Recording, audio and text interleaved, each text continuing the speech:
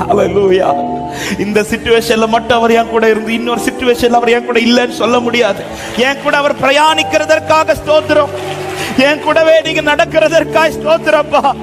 என் கூடவே நீங்க நடந்து வந்து கொண்டிருப்பதற்காக ஸ்தோத்திரம். ஒரு சில நிமிடங்கள் அப்படியே ஸ்தோத்திரம் பண்ணுங்க பார்க்கலாம். ஸ்தோத்திரம் பண்ணுங்க. அவர் என்ன செய்தார் செய்யலங்கிறது இரண்டாவது. இதுவரை உன் கூட நடக்கிறாரே, இதுவரை உன்னை தனியா விடவில்லையே, இதுவரை உங்களை தனியா விடவில்லையே.